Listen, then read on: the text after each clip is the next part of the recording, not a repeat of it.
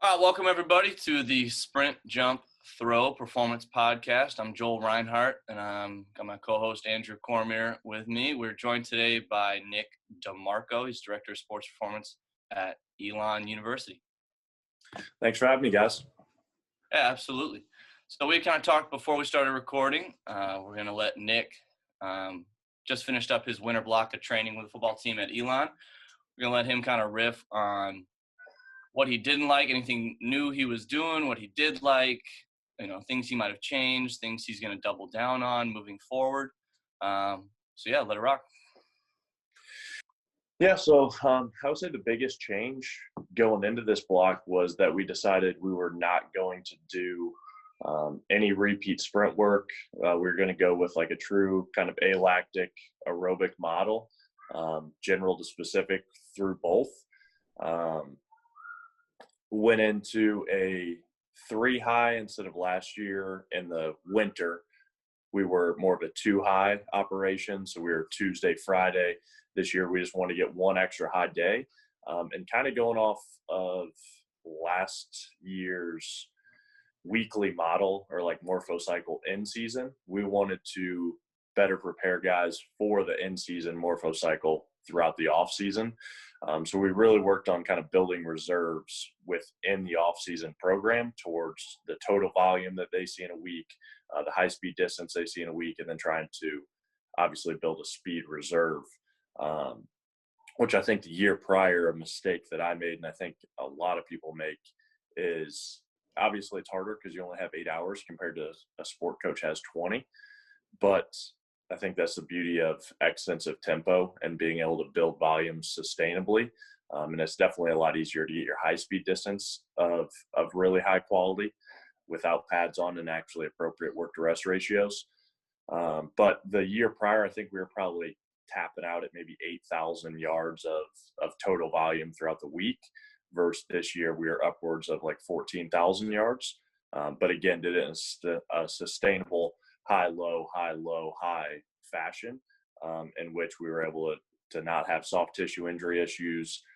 Guys got a lot faster, and actually it turned out that our repeat sprintability was the best it had ever been without ever actually participating in repeat sprintability. So kind of the weekly layout was Monday was more of an acceleration focus. We were on the field to start. We would come in. We'd have more of a single leg emphasis with kind of our knee dominant push, hip extension stuff in the weight room. We would finish up with some ISO series stuff, like Chris Corfus was one of the 3-position ankle ISOs.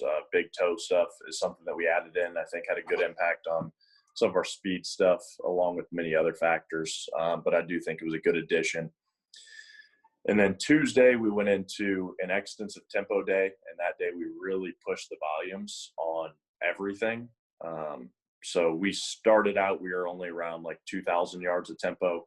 We kind of bell curved it up and back down on that Tuesday, with our highest volume day being 5,000 yards of tempo work, which is fairly aggressive. But it took us about 54 minutes. And honestly, while we were doing it, guys were just kind of bored. There wasn't like we were in that good aerobic heart rate zone the entire time. But when we first started doing tempo last year, guys would just get absolutely smashed by it. So I do think it's just such a solid way to develop that aerobic system, but you're also getting an exponentially greater number of ground contacts, hopefully in very good positions. And that's a time for us to really coach those things up and improve that kind of running economy and just the kinematics of sprinting.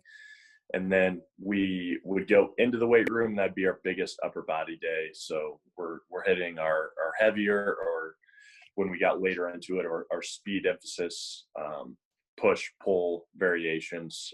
We're pretty big into emphasizing the pulls a lot more than some people, but we're still going to press. We're still going to do a lot of push-ups. We're going to do a lot of inverted rows, things of that nature.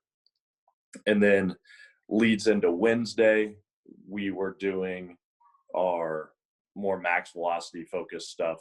And I'd say something else that we did this year with both our acceleration and max velocity work was implement more of like a contrast, like just flowing speed session instead of a very rigid on the whistle speed session. So we'd have an A1, A2, A3, and you just kind of work your way through it to where we just get to coach it a lot better. And we can ensure that guys are getting plenty of rest, and we're only seeing one or two guys at a time going.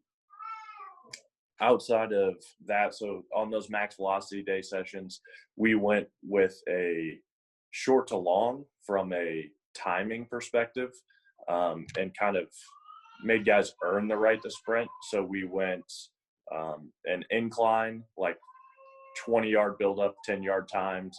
We went to a lower grade incline with a buildup and timed. And so we were timing from week one, but we were doing it on an incline, which is not necessarily max velocity, but we did want them upright running in those positions rather than like kind of acceleration mechanics. But the whole time in conjunction with that, instead of a short to long approach, we wanted guys running long distances at high speeds right away. So we went with a slow to fast progression using chains from the get-go. So we were doing a 10-yard buildup into a 40-yard sprint right away, but we were pulling like 18 to 20 pounds of chains, which is going to cut you by at least right at about that like 12 to 10% velocity most likely. So week one, if you went out and told a guy, hey, run at 90%, you're going to get guys at 80%, 85, some at 90, some at 95, versus just regulating it by the weight behind them and telling them to run as fast as they possibly can. And so each week we just kind of trimmed that down to where our velocity kept improving, but we were getting that exposure to longer distance runnings running at higher speeds from the get-go. And then we just kind of continued that short to long. After the first 2 weeks, we went into like a flying 10 with a 10-yard build, and we ended at a 30-yard build up with a 10-yard fly, and timed the 40 with it. And then into the summer, we'll probably push those things a little bit further. Like Joel, you and I have talked about it before, but like getting into some longer, like maybe a 30-yard build, 10-yard fly, float for 10, fly for 10, just to try and increase those velocities a little bit further, expose them to, again, higher distances and higher speeds. The weight room on that day was a little bit more of a double leg emphasis for our knee dominant stuff, hip dominant stuff. And then within the accessory stuff, a lot more of a like adduction, abduction, frontal plane, rotational focus in our accessory. And then Thursday, another new thing that we did that I really enjoyed that we got from Jordan Newsma came up with the idea on our staff. It kind of spun off of some of Cal Dietz stuff, but instead of doing a second tempo day on that day, we want to get the guys off their feet to where we're only running 4 times a week. I generally don't like the second upper body day anyway, because I feel like it's just you've already hit the things that you want to hit on day one, and it's trying to find some things and you're just repeating a lot of stuff. So we went with alactic aerobic interval based work on that Thursday. The whole focus was we just wanted hypertrophy. We wanted to be fast, general to specific within our time zones, but all kind of in that football domain, and then hopefully get that peripheral effect of the aerobic training stimulus, elevated heart rates, without actually getting them on their feet. So it just checked off a lot of boxes. And then overall, it was just really fun. It was really structured, really intense. Like the guys loved it from a competition standpoint. If it was us 3 at a rack and I'd hit my 8 seconds as fast as I could, pass them to Joel, he hits his 8 seconds, pass them to Andrew, he hits his 8, and we just keep flowing through to where we were hitting 6 to 8 sets of probably 6 to 10 or 12 reps every week throughout that, within like a 40 to 45 minute session of hitting a push, pull, vertical pull, push up variation, a body weight like row variation, and then some sort of bicep triceps at the end to let guys feel good about themselves. But if you ever programmed like 6 sets of 10 for that many exercises, you would be in the weight room for the entire week trying to get guys through that at a decent pace. So I thought that went really well. And then even our advanced guys who were very low volume, higher intensity, higher speed of movement, focused, especially with our advanced guys. And we still had a lot of really good lean body mass gains and hypertrophy gains. And I do think a lot of it just stemmed from that day. And then afterwards, that was it. That was a pretty brief day. We made that kind of an educational day. So we would do like a nutrition topic, leadership topic before and after, just to check those kind of other boxes that pertain to performance. And then Friday was our like game day, quote unquote. So we did, after our performance prep, we would go into a agility session. And within that, we're hitting our main categories that we think are important. So a mirror category, a chaser category, and a score category. And we break up line, semi-skill, different coach running each one. And we just had some general to specific progressions built in kind of based off of the positions throughout the entire off season. And within those groups, we do our like 8-vector cut progression as well, which is the only true like change of direction work that we do. And then we'll run like a couple competitive pro agilities at the beginning with the whole group, more so just as competition for points and to get them moving as part of the extended performance prep, basically. But then we'd go into that agility stuff that would last about 30-ish minutes. And so we got a lot of really good kind of alactic one-on-one efforts. And then we'd move into a little bit bigger games as well. And then afterwards, we would go into some sort of aerobic focused, like small-sided game, whether that was, we have like a relay tag game that we've posted on our Elon if anyone wants to see. We use the game agility ball, which is basically ultimate frisbee with a soccer ball. And it's just like one-on-one, two-hand touch. I can run with the ball wherever I want until I'm tagged. And when I'm tagged, I have to stop. I can throw it anywhere I want. If I haven't been tagged, it's like rugby type rules. You can only pass it backwards. But some sort of fun game that creates competition, makes them react to other humans and interact with their teammates. And we'll do like a keep away one, which is a spin off of that, which I think we have on our YouTube as well. But we'd go into that for a couple rounds, and we kind of went from whether it was aerobic capacity, aerobic power, and aerobic capacity. Some of the guidelines that Fergus talks about in the Game Changer book, he has his little like small-sided games breakdown. But those are kind of the furthest things from football, but also have that football's perspective of just getting guys interacting with their teammates and some general qualities. And we'd go highly intense game on, take plenty of time off, go back into it. And then on the back end, we hit a extensive tempo as well. And we put it on that last day just because it being our like game day, quote unquote, we wanted to try and match kind of that game day volume. So through all the alactic work at the beginning and then ending the week with some extensive tempo on the back end, we felt like we could push our volumes pretty high on that day. Since we only stayed on the field. And then on the back end of that day, we would go into some like Nordic stuff, our like 3-position progression. We do a glute ham raise, a razor curl, and Nordic. We'd hit some Copenhagen's. And then in the weight room, guys would come in and we would hit the like Natera ISO series from Strength Coach Network. And we had some sleds out on the turf for like hip adduction, or reverse sled drag. As just kind of a few resilience movements on the back end that took less than probably 10, 15 minutes. But what I did like about that Friday was Jordan calculated everything out based off guys' speeds. And we went, so we'd have kind of 3 lanes going, and we have our slower group, our kind of intermediate group, and then our fastest guys. And this is all semi and skill. I'll go back and differentiate what we did with the linemen. But we would have a work time and a rest time, but we would want guys at their cone plus or minus a yard by that work time. So say we're going for 8 seconds, at 8, they're at their cone. And one group might be at 56 yards, one is at 54, the other's at 52.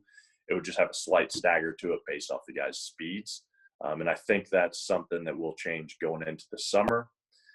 is making sure that we're on Tuesday doing the same thing where you get guys at a appropriate tempo kind of based off of their speeds. I thought that was a lot cleaner than our Tuesday. And that day, the volume continued to go up. So like I said, we bell curved on Tuesday. So at that peak of the bell curve, we were at pretty high volume on our Friday as well. That was our highest volume day. But we continued to kind of build and sustain those chronic loads by our Friday going up while our Tuesday went down, and Tuesday became a lot more specific. So by the end of the Tuesday, we had ran 20 100s, and the last week we ran 100 20s and then 80 20s. So we wanted to kind of like Chris's ideas from Wake Forest work above and below the demands of the game. Like last year we played Wake Forest. They were snapping the ball within like 15 seconds on the play clock, 12 seconds, really, really fast tempos. So with our 20s, we were down to like a 15-second rolling clock. So by the time guys ran their 20, stopped, turn around, they were only getting about 7-8 seconds of rest at most. But for 80 and 100 reps, guys were like kind of at a conversation pace and really killing it. And it just gave you a lot of like mini exposures to kind of acceleration mechanics as well. Just going back, the only thing I would add is our linemen. So on Tuesdays, they did some sort of a grappling component for their conditioning, some stuff from Andy Ryland, some stuff that we've been doing for a couple of years, whether it was crawling, hip-to-hip battles, shoulder-to-shoulder battles, or like a true kind of one-on-one grapple fighting for leverage and outside hand position. And we matched their work-to-rest ratios with the tempo work of the semi and skill guys on that day.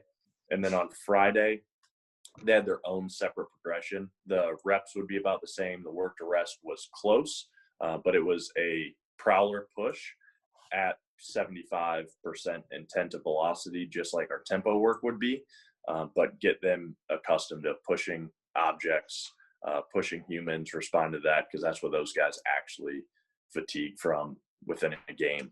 And then within the weight room, on the field, kind of just simple progressions, short to long with our acceleration work. Like I said, slow to fast with our high speed work, short to long with the timing aspect of it. Extensive to intensive with all of our plyos. We did extensive only for like the first 4 weeks, which was the longest that we ever did it. And I felt like it was the best that our jumps and things of that nature had improved in winter block, just because guys got so much better at the ground contact times, and you can expose guys to a lot more. And then we tried to marry up our plyometrics with the speed focus of the day. So our acceleration day was a little bit more horizontal focus. Max velocity day was more vertical focus. And then our change of direction day was kind of a multi-planar focus and hitting a jump, a bound, and a hop on each of those days. Then any of our med ball work kind of pairing up as well to those vectors, so to speak. And then within the actual lifting program, we had our foundations program, who was running like a very linear concurrent model in the weight room of 1x20 focus. We had our advanced guys go through a week and a half kind of prep block into some supermax triphasic work, where we went isometrics first, then eccentrics, and then they got into some more clusters and dynamic effort stuff on the back end. That was kind of a long-ish rundown, I guess. Oh, perfect. Couple follow-ups I have off of that.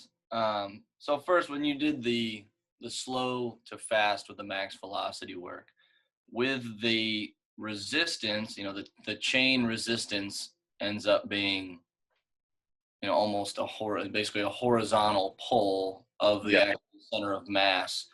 Did you see any, kinematic ailments or, any issues when you transition to unweighted, when the forces are, upright? You want to be more. We didn't, and I think it was light enough that, like you said, that was kind of our only concern at first was, we're trying to get more vertical projection while loading horizontal, which is a little bit unique.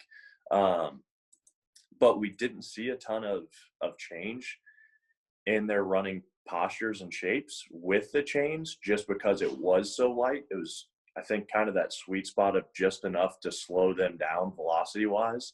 But like I said, we were running kind of a contrast series anyway.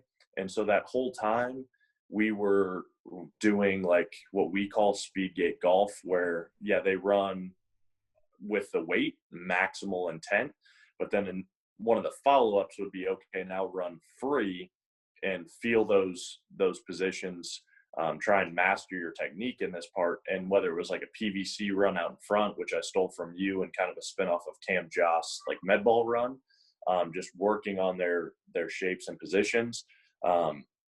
We haven't used a ton of wickets, but I see your stuff and I want to use wickets, except I just haven't liked them myself, so I've been hesitant to put them in. But something along those lines where it's a technical focus at that, hopefully right around 90% speed range, which again, if you run with the PVC pipe out in front, you can basically run full speed and you're not running full speed just because it puts you in a different position. But we would try and do something to kind of bring them back to a little bit more of a normal gait if it was altered by any means. And then they would go into their timing after that. So it'd be like a resisted, a technical, and then a tested. Gotcha. So even when you're going slow to fast with the resisted, the technical, and then the resisted is where you did the incline. Well, the resisted was like the slow to fast chains. At first, our tested was necessarily resisted, I guess, because it was on a hill. But we want to be safe with our timing stuff while trying to stretch those distances out a little bit. Gotcha. So the timing was the hill, and then the resistance. Yeah, hill, really gradual hill, and then we went into flat ground, short to long, after they had 2 weeks of kind of earning that right to sprint on flat ground from improving hopefully some of the technical issues, building a little bit of an aerobic base right away, and then sprinting on that hill to make sure they're exposed to some high speed work without just throwing them into the fire. Gotcha. Yeah, the next thing I have is, so working up to 5,000 yards of tempo in how many weeks did it take you to get up to that? So that was week 4. We had like a half week at first, but that would have been the 4th week is when we did that. Gotcha. And did you see, even tapering back down, did you see any like drawbacks of, because I mean, I love getting to build that much volume as well. And we kind of went the opposite route of don't worry about being in shape for spring ball. Yes. When all our energy and focus was shifted towards building power in all of our capacity and all of our like physical outputs, and not necessarily drawing too much energy reserve over to, hey, we're going to hit 5,000 yards today. Do you see any drawbacks of getting that high that early in the calendar year, with a game not happening till September? Ideally, we wouldn't do that, but our spring ball is not like super technical, tactical focus only. Like it's pretty physical. Obviously, you're only going to practice 3 times a week. So you do get a little bit less exposure to like that total volume within the week. But really, it was more of a hypothesis for us. And we were like, we want to iron this out before we get into the summer. So it's kind of experimentation almost. But even with that said, our speeds really didn't take a hit. And it's just crazy how if you build a really strong aerobic system, like people do GPP or like throw around that term, and you've bashed that, and I absolutely love that, just because I think most people do highly unspecific stuff and just want to have like a reason as to why they do it. But early in the off season, I do think if you can just build a really, really robust aerobic system, it's going to carry into the summer and help you out. So it's not necessarily, they have to be in great shape to practice. It's just overall, if you have a technical sound sprinter who has a really robust aerobic system, anecdotally speaking, those are the least injured guys. And so if you can develop the aerobic system of some of your guys who struggle in that area early in the off season, I do think it could propel you to some good things later.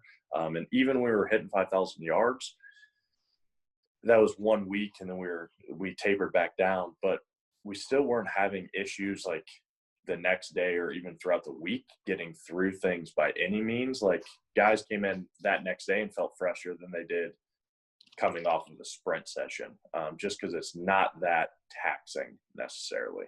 Mm-hmm. I got it.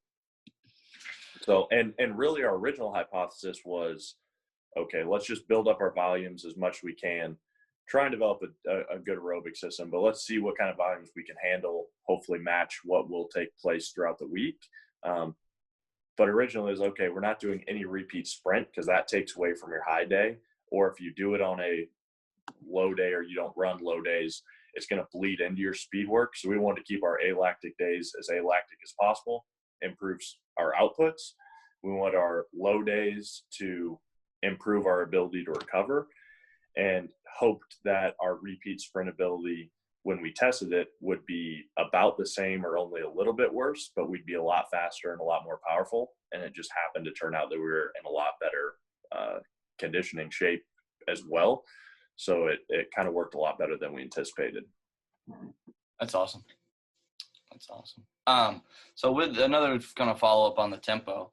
So I'm just as big of a fan of building volume through the tempo as well. As you get into the summer, some of the drawbacks or critiques, I would say, that I've heard of tempo from a overall standpoint, is that from Lou Scheckschneider, that I can respect and appreciate, is he strays away from it because of the repetitive nature of it, and he wants I'm already getting so many sprints and jumps. Like, do I want to just hammer away at that repetitive nature? Not to say, working up to, a couple thousand isn't too repetitive, but so as you go into looking forward into the spring, summer, would you continue to build those volumes, or would then you start shifting that volume elsewhere to maybe, aerobic positional work or something like that?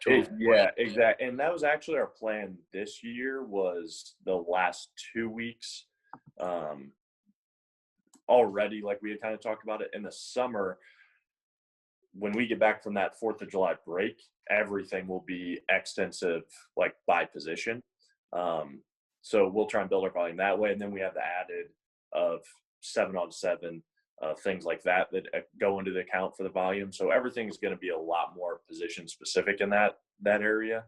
And then one thing that we've done in the past too is just add in, like, it's still very general, but like an S-curve tempo, a curve tempo, like a zigzag tempo, just to try and expose them to something a little bit different. But overall, in the winter, we kept it really, really rigid, just linear stuff. But at the same time, I wouldn't even be overly concerned with the repetitive nature of it, just because it's low enough level that I don't think it has a huge negative impact by any means. I think it has a positive impact on your sprinting.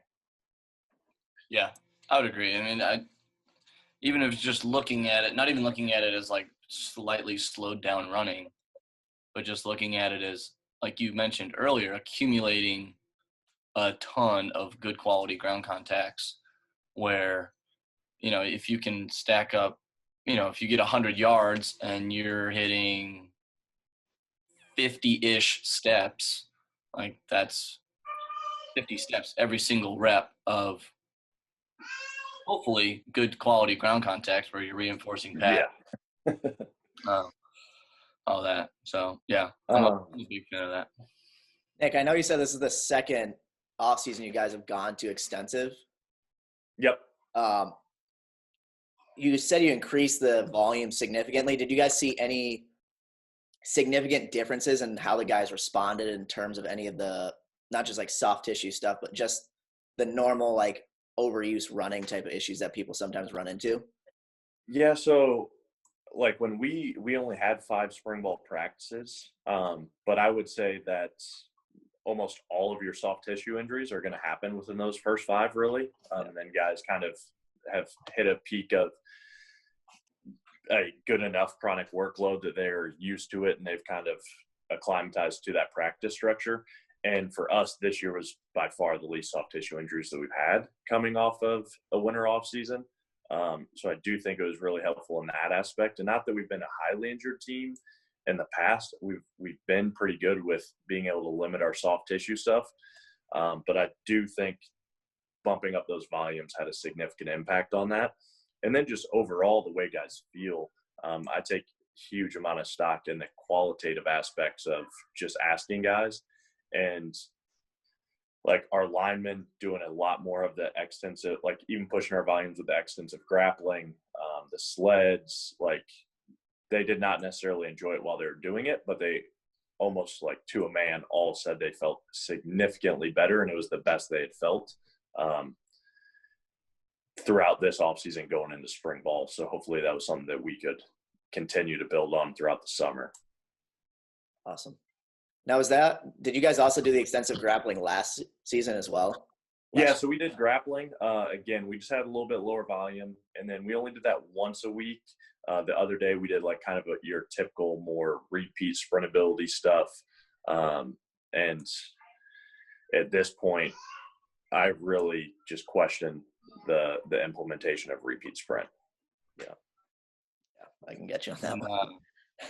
So you were saying, just following up right off that, as you get into the summer, I know your guys' test is repeat sprint, and the winter went well enough with not implementing any repeat sprint. You still saw improvements in the repeat sprint. I'm guessing potentially the plan was none in the winter, and then you move into some in late summer. But yep. With how well it went in the winter, are you learning about potentially just not including it at all? Yeah, we won't. We'll just test it as part of our repeat sprint test, see where we're at. But they will get a little bit more repeat sprint work just through the nature of some of the 7-on-7 exposures to that. But as far as us spending time on it, absolutely not. We'll continue with our high days being high, getting faster, and our low days being able to recover faster and building some volume. Gotcha. And do you hear about those 7-on-7s, kind of those player-led practices, knowing that they're inevitably going to be high or at least medium? Do you guys kind of integrate that in? I mean, obviously you're not leading it since it's kind of off hours of the general calendar. Yeah, so we'll build it into our like game day.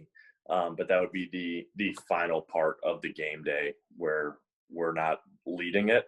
But that would be built into that Saturday. So instead of us doing like agility ball, team tag, stuff like that, we're going to go our agility stuff on the field, our change of direction progression, our plyometric work. We'll go into some tempo stuff, and then they'll get to, and it'll be very, very brief at the beginning of the off season with tempo, and then we'll eventually cut it out as we build in more plays and more time for 7-on-7. Cool.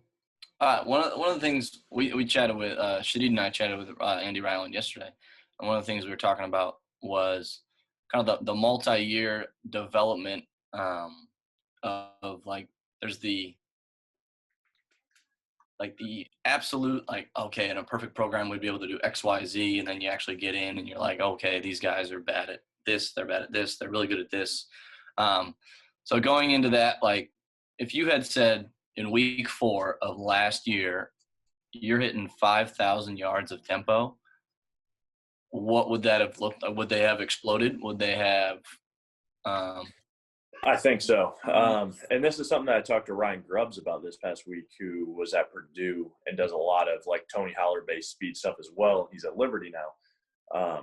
And it's, it's so context specific to where you're at, not only how long that you've been working with those guys. Because when we first got here, our speed program, our volumes were so low, and I'm low volume, high intensity anyway when it comes to lactic stuff, but they just could not handle sprinting. That's why we were in a 2 high model. And this year is the first year that we went to that 3 high, just because we felt like they'd finally built up enough tolerance to it and could handle those workloads.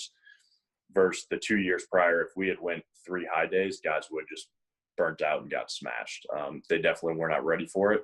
And then not only you implementing your program kind of year by year, building off of it, but understanding the athletes you have at the FBS level versus the Division II level.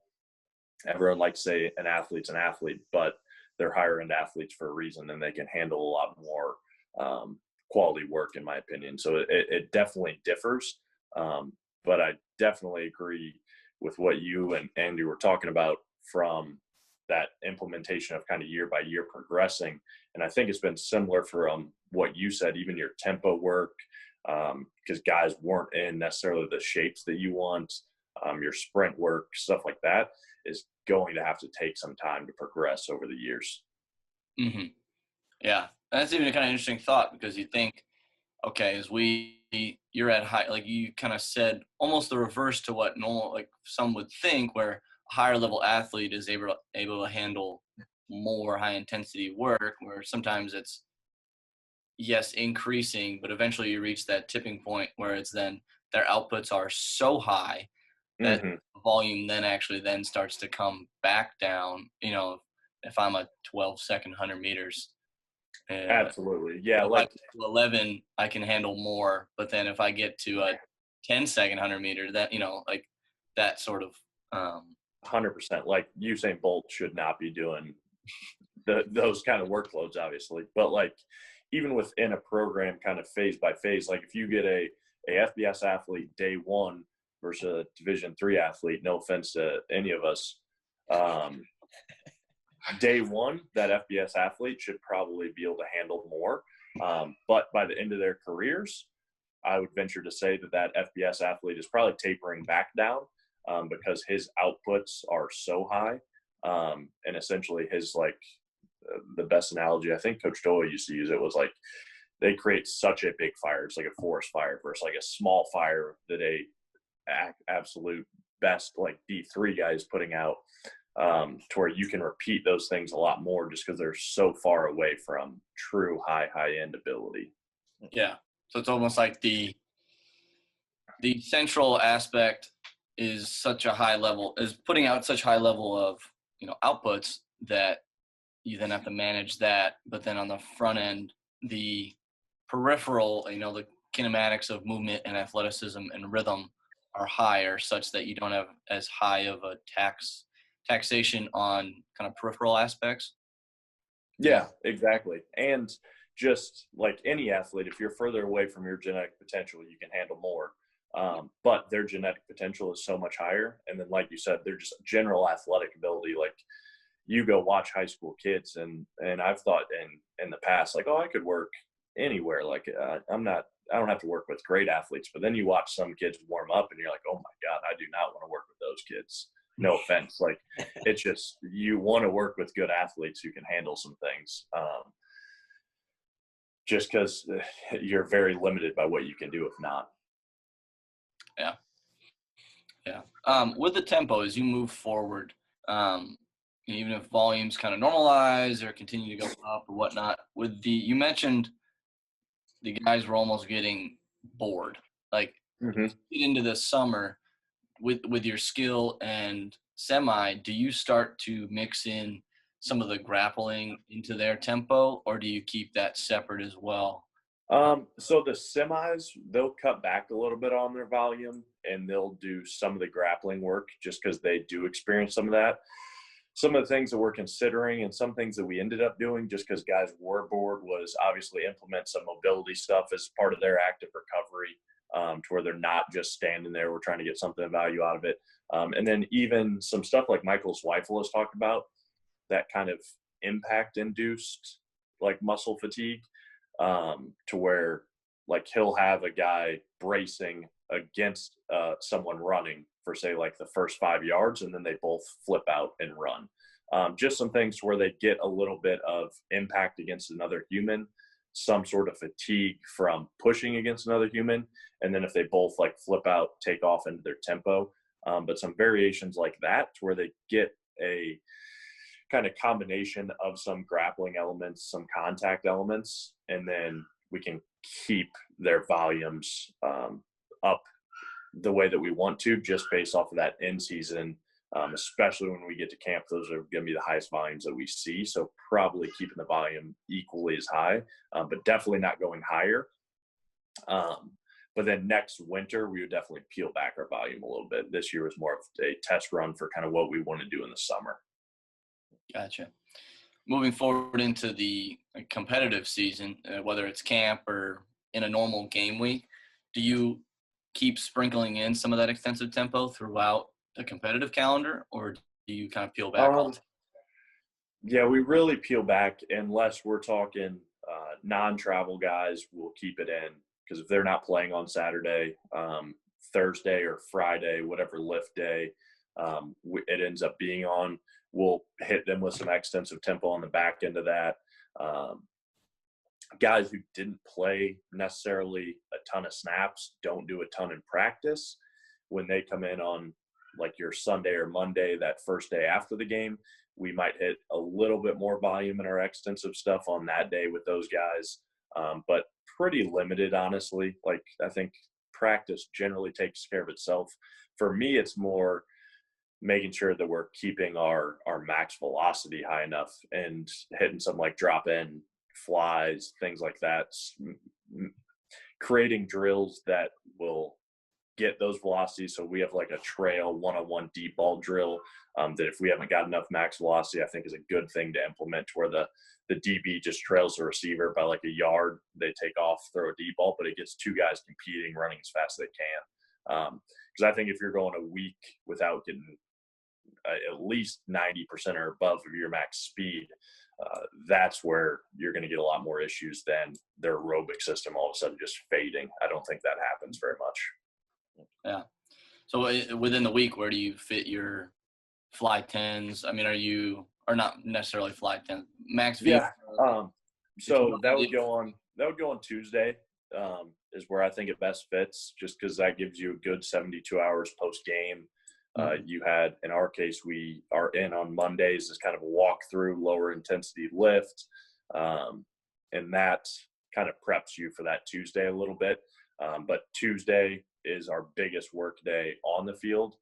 So we want to keep our high days as high as we can. That's where we get our most high intensity sprint yards, highest speeds. So at the beginning of that, it kind of just helps prep them further for practice and allows us to check off that box of them getting, we know they got enough high speed exposure at least. Gotcha. And now that you've gone to timing almost everything, is that something you would keep in season, or maybe you already did it last year? We didn't last year. I would absolutely love to. I think there's quite a few ideas we're bouncing around currently. Like, if we had a little bit bigger staff who was out at practice, it would be really easy. But I think we're just going to hopefully put it on the coaches to just do individual warm-ups with their position groups. I really hate how football, and I think you guys already do this, but I hate how football groups do their pre-practice, like whether they're static stretching, whatever they're doing as a group, just because what each guy's asked to do is so different. So I'd love to get individual with it, and potentially time like a group here and there, or maybe have like even a stations component where you're just prioritizing speed, is something that Fergus talked about last year at CVAS, which is pretty extreme, but I think could be potentially done to where at some point in practice, hey, everyone just comes over, hops on the lasers, gets a rep once a week. I mean, you're talking about minimal time away for one guy at a time. Yeah, absolutely. With some of your, with some of the special strength stuff, I've seen you guys put up, whether it was Jordan with quarterbacks or potentially some kicker work as well.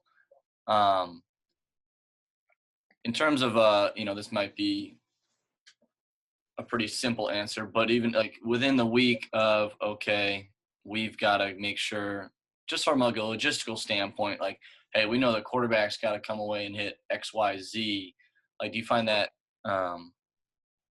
logistically an issue at all? Or No, so the way we build that stuff in is generally it'll be the last block in the training of the day, or it will be a part of our resilience work, like post, to where it's just Jordan and the QBs. Like there's really nobody else in there, or we're into, and honestly, we have a good enough staff size with lift groups.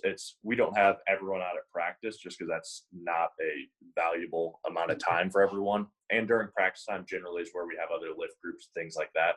But when football's lifting, we'll generally have at least 5 people there. We might have more, including interns and stuff. So for us, logistically, it's really not that hard to get some of that stuff done. And like Jordan is the guy that takes the QBs and the kickers. He does all of their extra stuff. Our linemen will have some extra stuff, but that'll generally be lift card dependent. We'll separate the line and the skill as we get into the summer. In the winter, we kind of keep everyone together. And then we'll even have some like deficiency based stuff, whether it's like plyometrics of more elasticity driven or more force driven plyos. Gotcha. Now, do you guys assess for any of those in terms of the elasticity force driven? Yeah. So what we did at Iowa was we just did RSI, but we had a force plate and it was super clean, really easy to do. And we would kind of put guys into buckets. What we'll do here is we have RSI like testing capability with the G flight.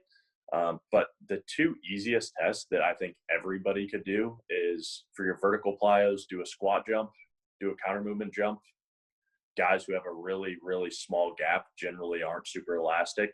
And then for horizontal work, we do a broad jump and then a triple broad jump. And if you're not getting further distances on average per jump with a triple broad jump, you're definitely not an elastic human. Like if you see elastic guys, they're greatly increasing jump to jump versus those guys who are not very elastic and struggle to get off the ground quickly and effectively, generally have a lower number than their just single broad jump. So I think you can get your horizontal and vertical and 4 really, really simple tests. Yeah. Do you guys do any testing like that, upper body based, like specifically with line or anything like that? We don't really, because everything with them is just driven towards applying as much force as fast as possible. So we'll have kind of our high force stuff. We'll have our high velocity stuff. And that's not to say like programming wise, your plyometrics and lower body should be doing the exact same. I just think it has a little bit more carryover with the lower body stuff. Yeah, for sure. Cool. I guess one question that's not necessarily a follow-up from anything we asked, but what's one, like, I know you're a kind of a cerebral dude who's always has a million things bouncing around in your brain. What's one thing that's kind of off the wall, or maybe not even off the wall, but just kind of new to you that in the last, 4 weeks, 6 weeks, 8 weeks, that you've been kind of struggling, bouncing around in your brain that you're working through? That's a great question.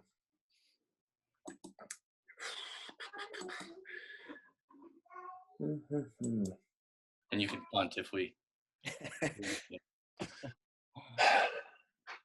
I don't know, honestly. Like, I feel like I've gone in a lot of different directions on quite a few things. Off the wall, though. What would be off the wall? I'd say a lot of what we do is off the wall anyway. We don't do change of direction work. I don't believe in back squatting. I hate Olympic lifting, even though I'm good at Olympic lifting. What would be the most off the wall thing right now? This is the first off season that you went to fully no Olympic lifts, correct? Yes, it was. Okay, it so was. That's not the last 4 to 6 weeks. I gotta think of something. Man.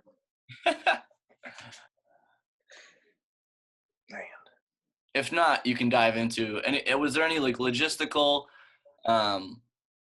drawbacks or even just athlete perception drawbacks of, hey, we're not going to clean anymore? Because I know we've got some guys who absolutely love cleaning. So even if we were like, hey, we know we can produce force here, blah, blah, blah. If we had all things, it'd still be like, hey, coach, can I still clean? Like, so did you have those things same, like if if I had to deal with myself in college, I would hate myself because I loved back squat. I loved clean. I thought it was what made me good at football for sure. But again, I think it's really dependent on the culture in place and the school that you're at. Like here, I don't know. It's definitely a weird culture. Like people did not love lifting by any means. I think at this point they have really bought into it and enjoy it because we really prioritize the performance aspect and the health aspect, as opposed to I think a lot of our guys think just because they're really intelligent and in general, have not enjoyed, like we have one or two guys who are like, oh coach, I'd love to back squat. And I just tell them no, give them the reasons why. If they disagree, like great, that's their prerogative. Cleans, we've had very few people who are like, oh coach, I miss cleans. I love them. Like my biggest beef with the clean is not the fact that it takes long to teach. Like I really don't think it does. It takes so freaking long to do on a daily basis.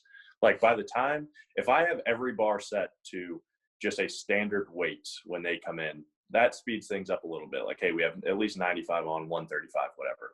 But the amount of prep sets that you need, because it's such a technical lift, takes forever. When it gets into the work, it takes forever because it's a technical movement. Like you definitely can't just slop through it.